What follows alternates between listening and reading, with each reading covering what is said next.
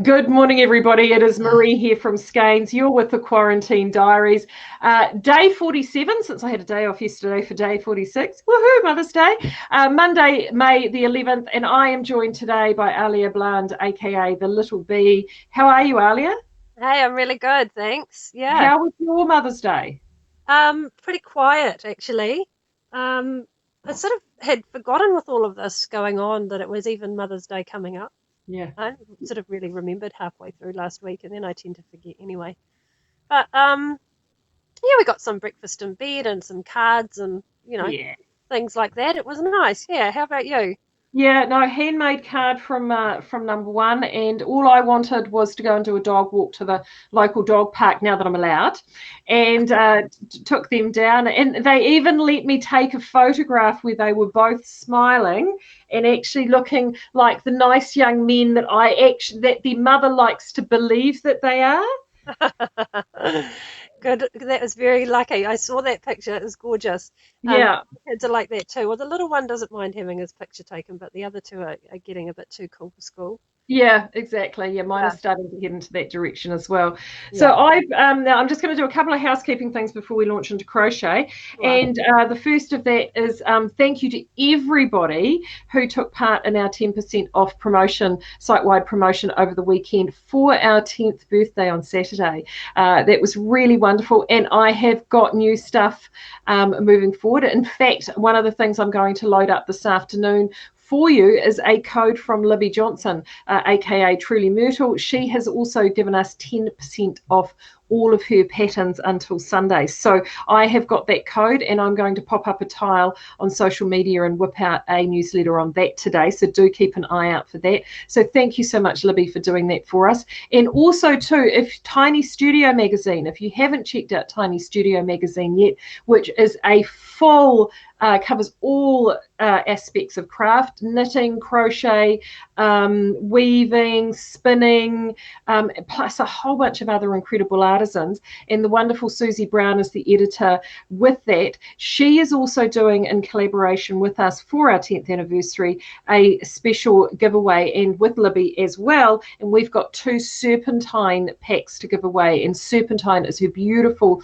lush, rich, bulky knit sweater that's part of the One Ocean collection, and that will be, we've got two of those to give away with Southland Bulky. So one will be being given away to existing subscribers. So if you're already a subscriber, it's nice and easy. But if you're not a subscriber yet and you want to get in part of that Tiny Studio action, all you need to do is subscribe and you will be in that draw. I will make sure I will put the link in the comments for you. Right, I've done my housekeeping earlier. It's all done and dusted. It's been great because I've been wanting to make sure that I do get some crochet content. I had Sophia on earlier in the diaries, and I've been wanting to catch up with you and add a little bit of colour and romance and glamour with crochet. And it's so good to have you on. You've been teaching with us now at Knit August Nights now, what, 4 or 5 years? Yeah, something like that. Yeah, Yeah. I was, a bit sad to see that we can't be there this year, but it is what it is, and we'll look forward to next year instead. Exactly. So tell us about you and your crochet journey. How did it all start for you? Oh, okay. It started all the way back in about 2013, I think. I had been spending a bit of time on Pinterest looking around and had seen a whole lot of projects on there that were crocheted, and I thought, oh, they're really cool, but I can't crochet. So, but they kept coming up, and so I just thought, no, I can do this. And so I went to YouTube and just got a hook, got some yarn, and sat down with some tutorials, and that was sort of the end of that, really. And then everything around me started to get crocheted. So I did, all sorts of things. I started off selling stuff like, garlands and hats and things like that.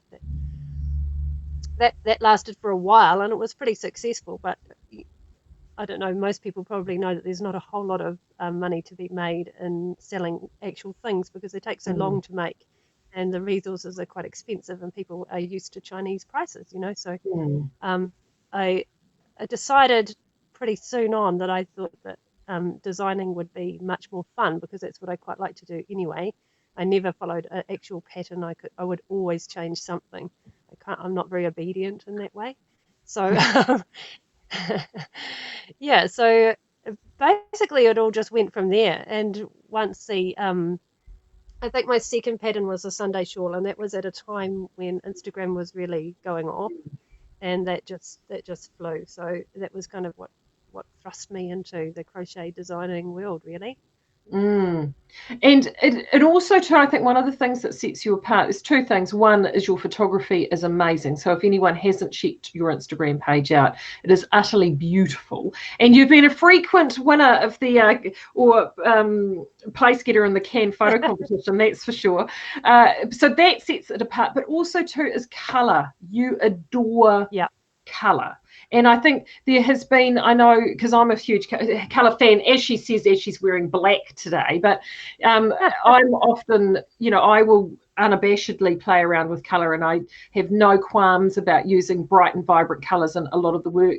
And things have actually gotten, I think, in the last 4 or 5 years, very grey and very monotone, and which is fine. It has its place, and it's very contemporary and very ageless, but there's something just wonderful about colour.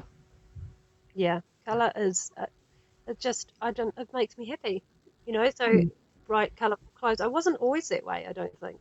I go through phases of my life where I like certain things and then I go out of them, but colour has stuck. And if I have a day, sometimes I'll wear black, but not very often. And I just feel happier, more uplifted when I've got colourful things on, and I quite like contrasting colours together, and always bright colours. I'm not such a fan of. I mean, I enjoy them for other people, but on myself, muted colours isn't usually my thing. Yeah. So I don't know if I can. I'll just turn this around to my stash. Can you see? Oh yeah, there we go. Yeah, lots and lots of colour. So that's what kind of inspires me most, is the colours that I see together there. Yeah. So when you actually pull the rank, because I know you can see you've got a whole range of your projects that you've got tucked behind you there as well. But what? So yep, tucked in behind there, and you said. So what? When it comes to what you're crocheting, so for you, what's your favourite medium? What yarn do you like to work in primarily? Well, I suppose there's two different things. So I quite like to make like homeware kind of stuff, and for that, or like garlands and little baskets and things like that. So for that sort of thing, I would always go to a cotton, and there's a couple of brands, but the one that I'm using a lot of lately is the Shape's brand, because they have such an incredible range of colours, like hundreds of colours, and lots of brights. So they're really great. And then if I'm doing garments, I mostly love the New Zealand hand dyed, kind of indie dyed wool, usually 4-ply, because crochet is it's quite thick, and so unless you want something really chunky, then the 8-ply, it's can be a bit too weighty. Shawls are good in that, but for cardigans and things like that. Yeah, I know that a number of, like, one of the things Sophia talks about often is twist, and she really likes our vintage and the DK, and then also the sock competition that we have, which is one of the things when we designed it with Nathan, we put a higher angle of twist in there, which would make it good for weavers and crocheters, because most commercial spun yarn, we twist it we ply in one direction and twist in another, or actually the other way around, twist in one direction, ply in the other. And when it comes to crochet, it has a tendency to start undoing the twist. Whereas if those more tightly twisted yarns, it keeps its shape nice and firmly, and helps hold things together. Yeah. It's been a while now since I do tend to go for those high twist yarns. Actually, if I'm looking up at my stash, that is what because it's easy. You don't get your hook, doesn't split and so easily, and that sort of thing. Yeah. We've got a high twist, a naked high twist yarn that we had, that I know Lynn Walsh does a lot of work with in her bright colours, and it's again one that I fiddled around with, particularly if I've had scraps left over. And I noticed you've got your Frida crown on. I've made flowers in that yarn, and it holds beautifully, and it really does work incredibly well. Yeah. So tell Yeah. us about the Frida crown, because I'm going to hold mine broke. My headband broke. Oh no. I know, look. Oh, but that's okay because I've got a new one. So I've already bought a new one, and it's one of my many projects to do. I'm actually going to probably just affix the existing broken headband onto the other one, but it's so much fun. So tell us about, because I adore that pattern. I think that pattern is great for so many reasons. One is because it's a super fun project to make, particularly if you're looking for a crochet gift. I had never read a crochet chart in my life until I bought that pattern, because I'm a rudimentary crocheter, and the way you've written it and charted it, it's the easiest thing in the world is to read the chart to make the flowers. And not only that, is I've made those flowers again and again and again for so many other things. So it's a really good pattern for not only making the crown, but actually having, I think, a really lovely, because you've got two different flowers in there that can do so many different things. So talk us through that. Yeah, so here's another one. I've made quite a few of them in different kind of colours. Some have leaves, and others don't. What did I do? I've always liked crochet flowers. Is probably one of my favourite things to make, and I just used to sit and come up with all sorts of new patterns and designs and things all the time. If I was at a loss of something to do, because it's quick, you can make something in 20 minutes and repeat it and tweak it and make it better and that sort of thing. So I think I was making flowers for garlands, and you can use them to tie up gifts or put on hats or embellish bags, or it's sort of endless what you can do with them, really. Put them on clothing. And I don't know where I got the idea from to do this, but I decided that it was a good idea to give that a go, and I really liked that these are a bit more the sort of the 3D. Yeah. So the rows, they're not just a flat flower, which a lot of the crochet flowers are. Yeah. And that you could, it looks, so this is one that's just done in one colour. Yes. And then you can do exactly the same flower, but use sort of 3 colours, just change the colour along the way, and it gives a completely different look. And mine's in 4-ply, and I think yours is probably crochet cotton DK. Mine's cotton 4-ply because that's all I had when I made mine. But it doesn't matter. Like, you're actually able to, and once you bunch them all together, and they just, it's the impact. They're fantastic. And I've also made these in wool too. Like, I find that they work just as well in wool. And I've gone and taken these flowers and actually sewn them onto, because I wear a lot of side combs and stuff with my hair being longer, and just one of those onto a side comb just adds a bit of fun, doesn't it? Yeah. I mean, sometimes if I'm feeling brave, I'll just wear them just because, go out and have it on. This one is actually, I've sewn them onto a piece of fabric, and it's a lot easier to wear. So it goes around under the back and ties up with a ribbon. And it doesn't. I find that sometimes the harder kind of bands give you a bit of a headache. Yes. If you have them on for too long, and they can be a little bit heavy. They can. You get a bit headbangy, you can lose your crown. So this one is definitely, if you've got some sewing skills, it doesn't have to be fancy. Yeah. You could even use one of those elasticated sort of t-shirt material headbands that you can buy, I would imagine. Yeah. And actually, and not that I have girls, but I do have nieces, and I've seen scrunchies are all the rage now. Well, there's absolutely nothing stopping you applying some of those flowers to a scrunchie to actually be able to give you something to jazz up a ponytail either. Absolutely, yeah. That's the thing. It's really versatile, and you can use crochet to do anything around the house. I like covering cushions with it, and there's various rows, and we've got all sorts of baskets. And now, have you got your rope basket handy? I should have asked you this before we went to you. Have you got one handy? Yeah, hang on. It's got a bunch of yarn in it. It's been a bit floppied.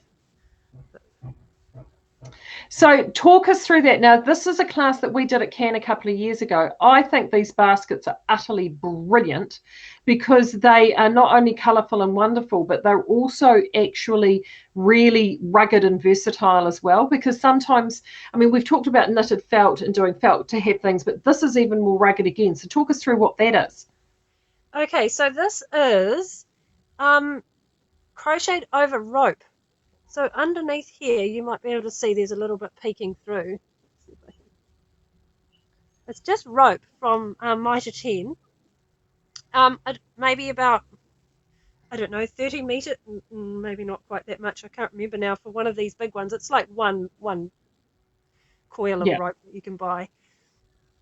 And it looks, at first you can't figure out how you go round it with the crochet hook, but actually once you get the hang of it, it's really easy.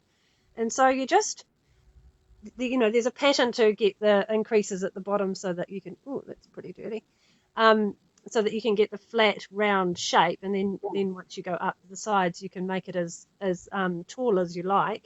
And then I'll just show you a smaller one.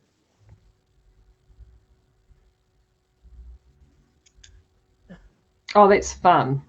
So that's a little cute sort of one that I've got little bits of ends of balls and things in there.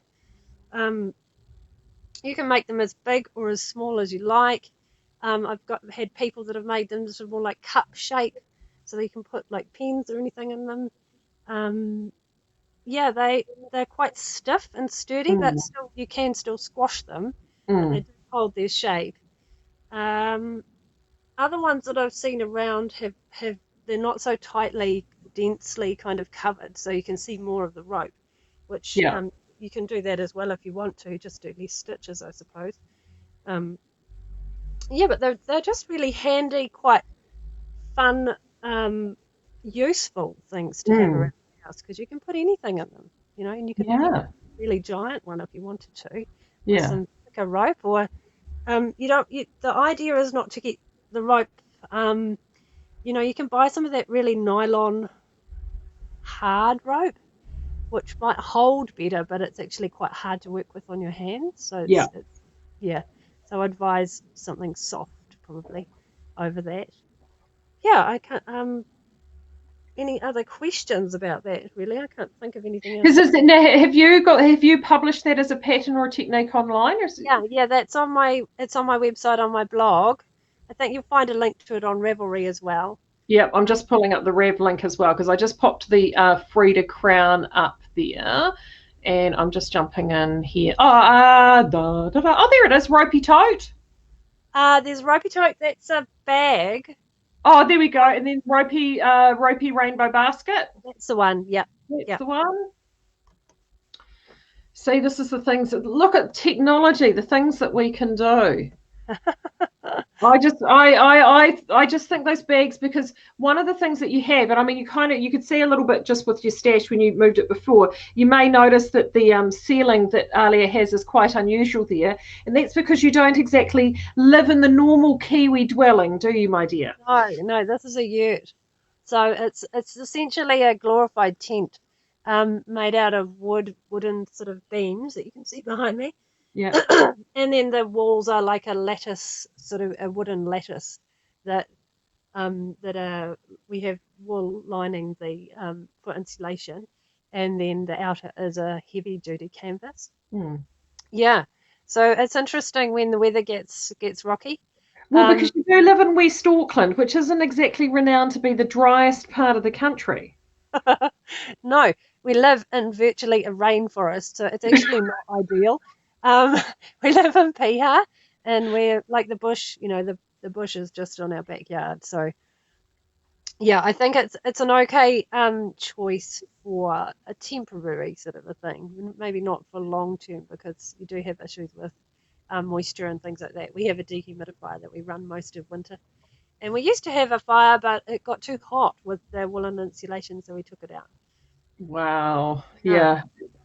Now, one of the other projects that I wanted to talk about, and I know that you possibly don't have it there, or you may actually have it there, is the Pacific Petals blanket. Have you got it there? I do have it somewhere. Let me have a look and see where. I know. Sorry, we didn't. Poor Alia. Her and I, we got far too busy gossiping and catching up instead of doing the prep for this talk that we should have been doing. That's what happens when you sort of haven't seen each other for a wee while and you like to catch up. Excuse me. I've got. There it is. Now, a lot of people haven't seen this project in person, and it's utterly, utterly amazing. It's a bit. It needs a bit of a lot. So that's all right. That's all right. So this is a project that is a really wonderful blanket project using larger squares, and it uses Outlaw Bohemia Sport, and I bet that is the snuggliest blanket. It's gorgeous because of the embossed sort of squares. They're quite thick. Yes. So it makes a really warm, lovely just to throw. I mean, you could make it much bigger and put it on your bed. Yeah. They're reasonably. I think I have a different perspective on time to a knitter. So for crochet, for a square to take you about an hour seems like a really long time. Maybe it's longer than that. I can't recall now. But so to make a blanket with, I don't know how many are in this, 12 or something like that. As that's a few hours work when you're used to projects that are a bit faster. But this one, so this is a great size for that square. Yeah. Yeah. But that's still relatively for that level of detail, though, and that's one of the things. And I think you hinted on that with crochet. You're able to get that level of detail much faster with crochet than what you do with knitting. I mean, with knitting, it does take so much longer. Whereas I find, one of the things I love about crochet, if I need a break, is the whole instant gratification element of it. Like I know with the Frida crown, I think I made that across a weekend. Like, right, it's so fast. Yeah. And having been knitting for the last couple of months after last year's can, I'm appreciating now how long it can take to make things, especially because I'm a learner too. But the crochet, I think that's one of the things that drew me to it initially as well, is that it's fast. I'm the sort of person that likes to knock out a project in an afternoon, and I lose enthusiasm if it goes on for too long. But I'm working on that. So this is a lovely. It's just so soft. And the nice thing with that too is, so how much yarn per block is in that? Do you remember how many? Did it take a ball per block, or? I think it's roughly a ball per block. It could be a little bit more than that, maybe slightly more than one. I'd have to check the pattern. It's been a while since I looked at it. But it's just a beautiful yarn that's so soft.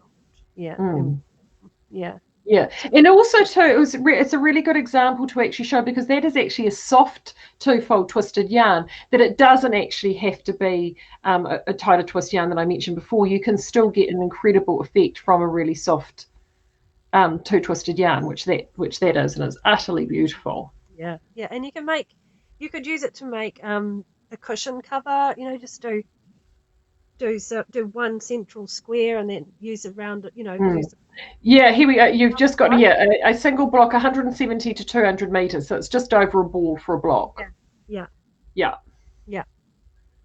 And it's got the little sort of, I don't know if you can see, but it's raised, so you've got the front post and back post stitches that give that kind of embossed effect, and some little bobbles and things like that too. Excuse me. So if you were going to make, you mentioned your love of flowers, and if anyone, I'm going to actually just put your designer page up here now for everybody, because there are so many different flowers and bits on there which are great for those embellishments. But what, in terms of garments and stuff, what is your favorite thing to crochet? Like if you wanted to do something, is it shawls, is it wraps, is it? It would be shawls and cardigans, I think. So I've really enjoyed making cardigans for myself. I've got a few cardigans at like 90% finished stage for the pattern, and I always get to that last bit and I get a bit too scared to put it out there, because I know that if it doesn't fit everybody properly, then it's going to be trouble. So But for me with crochet, it excuse me for a minute. Excuse me. Um, it's quite versatile in that you can Mm. adjust as you go to fit your own body. Yeah. So, um, if you start and it doesn't seem to fit right, you can just make some increases and keep going. Like it's quite It's more free form, I found. Like yeah. you've got more flexibility and freedom. Like I've never, to be fair, the only garment I have ever crocheted in my life was a coat for my dog. And he's a bulldog. I mean, we've got two dogs, but my mummy's baby's a bulldog. And when I was looking around for knitted coats, there were 1,000,001 knitted coats for terriers and small dogs, or even medium-sized dogs and sort of boxer type dogs. But bulldogs are a very, very unique shape, a really unique shape. And I just got to the point when he was a pup, his first winter, and he's got, if you've ever seen bulldogs, they've got no fat on them. They're just all just a lump of muscle, and they feel the cold. So crochet was perfect because I was able to actually look at the shape of a knitted pattern, but then take it and then adjust and increase and move things around and actually fit it as I went, which it's so flexible like that. Yeah, which is what I really like. So that's for making things for yourself. Crochet cardigans are amazing. So when you do a crochet cardigan, do you start from the top and work down So and what sort of stitching? Because I mean, with a cardigan, obviously you're going backwards and forwards. Do you do you decide do you want something lacier, so you do something bigger like loads of trebles, or what's your process when you think about that?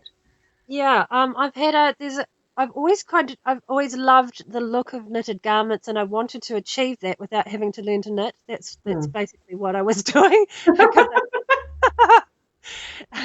so the stitches that I would choose would usually be ones that would sort of, people would have to look at it and go, is that knitted or not? And so I was using I forget what the name of the stitch is now, it's not a granite stitch, a linen stitch, which is just basically a single, a chain and then another single and then you staggered on top kind of thing. Yeah. And then I quite like the lacy sleeve. So you've got to do your plain stitch to a kind of raglan sleeve separation, and then work out how your lacy kind of pattern is going to work with the numbers and all that sort of thing. I quite enjoy doing that maths and making it, often it involves quite a bit of frogging.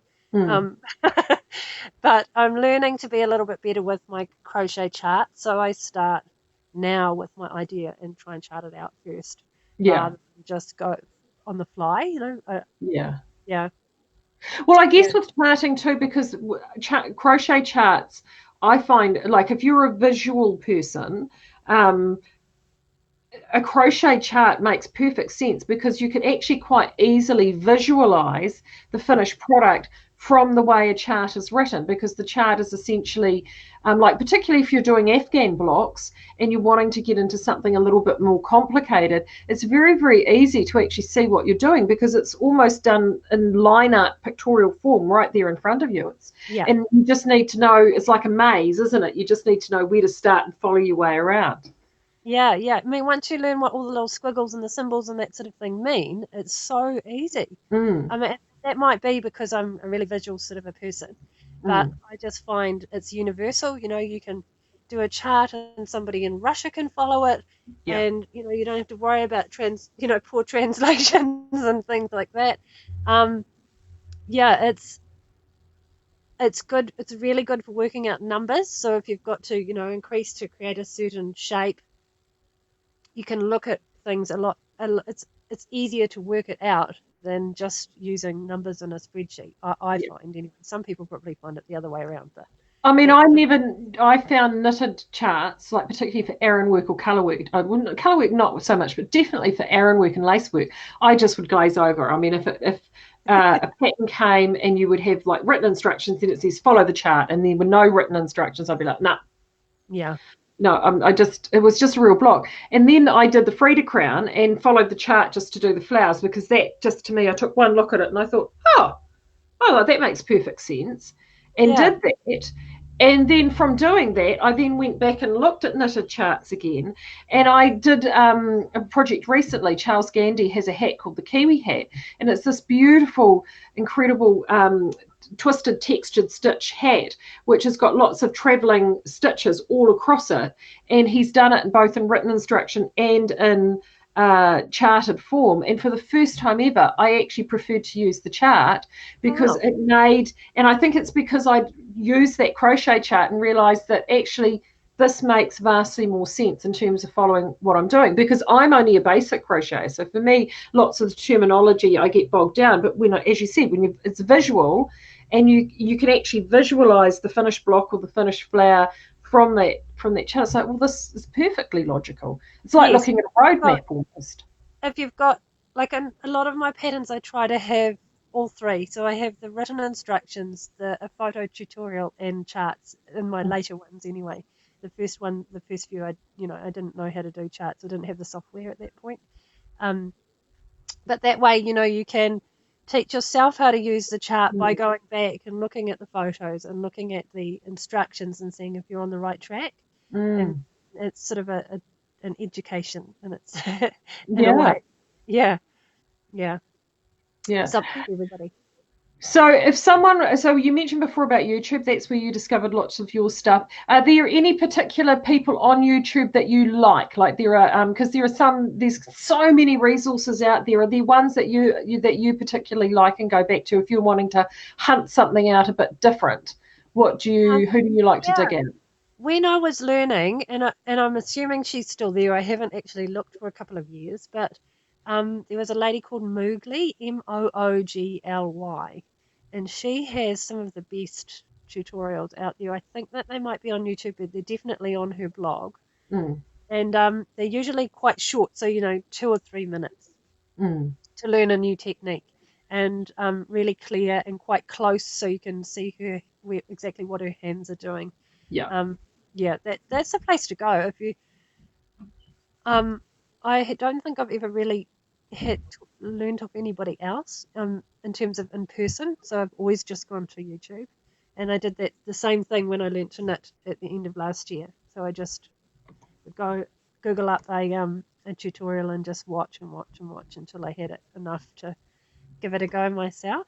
I was, this beautiful sweater that you're wearing. I said to Ali as soon as we caught up, I was like, because we have lured you to the dark side. We have Yeah. lured you across. It's so nice. I must say, knitted garments are so much lighter, but they're still really warm. Yeah. So, and they use a whole lot less yarn. So Yeah. when you're buying kind of hand dyed into yarn Mm, for a jumper, it's the difference between skeins and 5 skeins for a yeah. similar kind of looking garment in the end. Yeah. Yeah, Yeah. Yeah. So yeah. now you did tell me what was the name of the one that you're wearing, because I know someone's going to ask me once we jump off. It's called Sapilla. It's from, I think the designer is Boyland Knitworks. Yeah. Yeah, you can find it on Ravelry and everywhere Yeah. else. Yeah, I That's saw. Caitlin. I think that's a Caitlin Sapala. Yeah. Caitlin Hunter, I think, Yeah, maybe. yeah, No. yeah, yeah, yeah. And I see who I think it was Katrine from Yarn Floozy had made one on her sample rack, and I've always just loved it. So I Yeah. thought I would give that a go. And I'd had the warnings. I'd heard the warnings that that the gauge was hard to get, and it was it wasn't the easiest of first projects to try. I'm always up, But I'm always up for a challenge. no, but what this, I think here, I've just found it now, Sapilla, is the fact that you actually dived in and that was the first one that you tried. I mean, It was the first colour work one I tried. So yeah, first of all, I did a couple of Libby's ones. I think I did it's Sumo and the Rebel.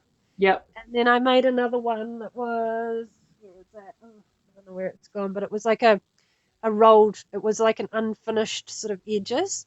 hmm I can't remember what that one was called. But, and so this is my fourth kind of attempt, but first attempt at colour work, which was, I think you've done incredibly well, yeah, it's incredibly all right. well. It's not, you don't want to look too close, but My first effort got to about here, and then I realised it was about 10 times too big, and so I had to frog the whole thing, and my husband was absolutely nuts. There's no way I could. It was Way too just big. Yeah. yeah.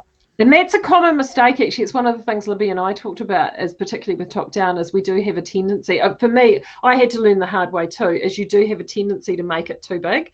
And it is so tough. Now, Sandra's asked the question here. She has some t-shirt rag rug material, and she's wondering, would that work for the baskets? It would. It would be heavy. I don't see why it wouldn't. You could definitely try it. It's quite thirsty on yarn, so depending on how much of it she's got, you'd probably use quite a bit of it, I would think. Yeah, maybe you could do, instead of doing like the tightly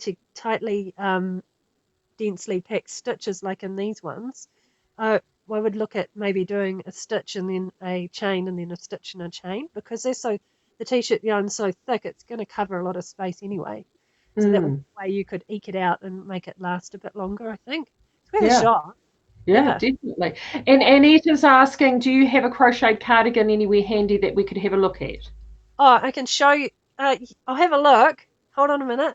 I have to go to my super fancy under the bed storage area. Oh, here we go. This one. That's lucky. It's always in my same colours. Right, so let's see if I can boot this up. See, it was just as well I made can cups in the right colour, wasn't it, last year? What? So here is... that's pretty! Yes, this was... Oh, I can't remember what yarn it is now. It's a while ago since I did it. It's one of these single spun things. And it's got like a... lattice work. Wow. Yeah, like little flowers. Pretty. Yeah. So that, I think I did those as a separate panel. I can't remember now. So I probably made in pieces, this jumper in pieces. Back and forwards. Yeah. Which is a little bit more tricky, because then you do have to get your kind of sizing right, because it's harder to try it on as you go. Yeah. But I don't know how long that would have taken. Maybe a couple of weeks. Is that one written up in a pattern? No. Well, it is one of my patterns that's sort of at about 80%. Trust me, you're talking to the queen of, I have 1,000,001 patterns of things that I've made and I put out, and everybody here knows, Maree, do you have that written down? Yeah, it's either, yes, I'm going to get round and get that out, or no, it came out of my brain when it was fuddled by Chardonnay. So well, I do, when I'm in it, I'm kind of deep in the maths and everything of it, and then I go back and I look at it now and I go, oh, how did I do that again? I know, that's so me. And you have to restart again. And of course, we've got 3 kids. We've got 3 kids, we live in a tent, and it's really, when you're doing maths and you're trying to extrapolate out for other sizes and figure out how on earth that's going to work, having people constantly kind of chopping at you is just not conducive to getting things right. And it is put down here, please finish the pattern with about 10 exclamation marks.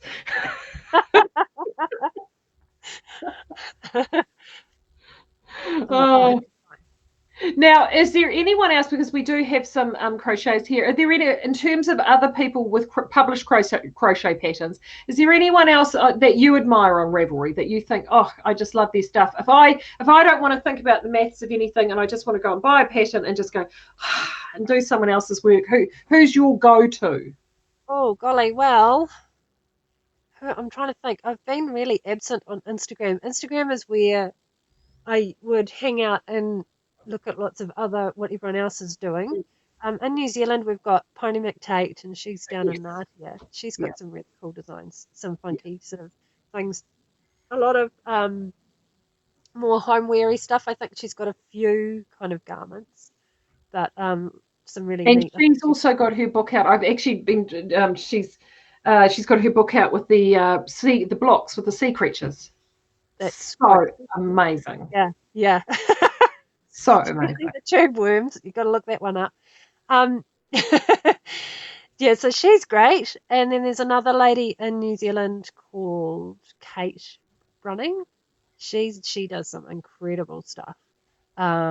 With she's Australian, but she lives here with her family, and she has some amazing kind of Australian flowers and things like that. She has, and people might have seen her little caravan and camping kind of crochet stuff.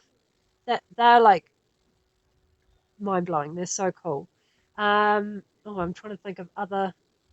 I know I have lots of people that I admire, but it's been such a long time since I've been on Instagram properly that I've kind of forgotten what their names are. But there's just, if you go on Ravelry, there's just so much there. I mean, Yeah, I'm well, always. and I know that there is like the blankets now. That there are some incredible, like someone in the knitting group that I know did a beginners class with Sophia, like an absolute beginners class. I think it was 2 years ago at Cairn. It might have been 3. So literally never crocheted, did the beginners class, and then she dived straight into it was either Sophie's Universal or Mandela. I can't remember which. It was one or the other. Wow. Because if you're going in for a penny in for a pound, and if you don't know about these blankets that I talked about, they are these incredible, huge, sort of start from the center, and each round is doing a whole bunch of different colors and techniques, and as she said, she just broke it down round by round by round, and actually when you think about it, that's what you have to do. I mean, the best way to eat a whale is one bite at a time, isn't it? Yeah, and by the end of those rounds, especially as the blanket grows, you're getting really good at those techniques. And there's so much support because they're really popular and they've been made all around the world that there's heaps of projects out there to look at, heaps of discussion about, how do you do this stitch, or someone's had a problem with this, how do you, that sort of, all of that help and the support in the community.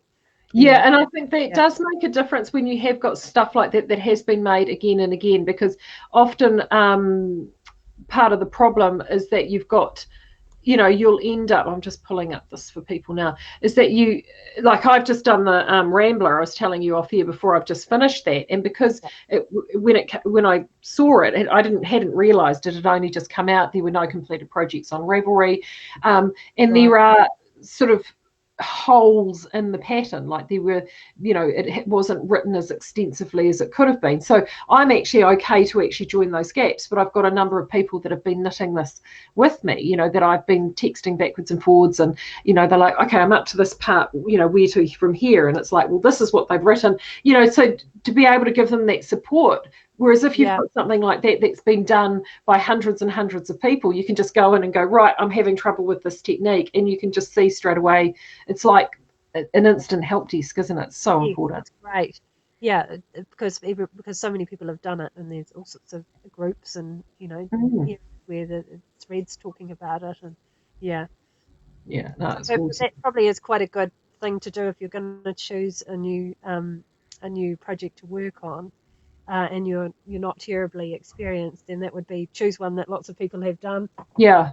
You can make the most of that. Yeah, absolutely. And also too, I think that's why I talked about the Frida crown as well, because I think the Frida crown for a beginner is actually a really, really neat little project, because it only uses a couple of the most basic stitches, and as you said, you can sit there, and the flowers are so beautiful that it doesn't take long to do a flower, and you have this sense of achievement, and there are so many things that you can do with that one thing. And even if you just make the same flower over and over and over and over again, you can do a whole mass block display on a cushion of the same coloured flower. It would look amazing. So I think that's one of the things that's really special. Well, thank you so much for taking the time this morning, because I know that I busted into your homeschooling time, so I really do appreciate it. They're up doing the dishes. Crack the whip. Tell them, up you go. Go and do the dishes, and we'll keep going with school later. Yeah, my two have been, I have to admit, my two have been pretty good. One was he was Zooming. He was Yep. Zooming when I came out to do this, and the other one I've given him, he's drawing. So it's we'll all find out at 4 o'clock when they can go back to school. Yeah. It's a bit nerve-wracking, isn't it? Don't know what we're going to Oh, do. absolutely. So, well, thank you so much, Alia. It's been an utter joy. And for everybody else, I'm going to do some work this afternoon. As I said, keep an eye out for the tile on social media around the offer that we've got from Libby for 10% off those patterns. I will make sure I get that code published. And there will be more happening across the month as well. So it wasn't just what we did across the weekend. We thought we would celebrate for the entire month. But again, thank you to everybody that supported us across the birthday weekend. Thank you to Alia. And of course, I will be back tomorrow, hopefully, with my finished Rambler. So I will see you all then. Bye-bye. Thanks. See you. Thanks.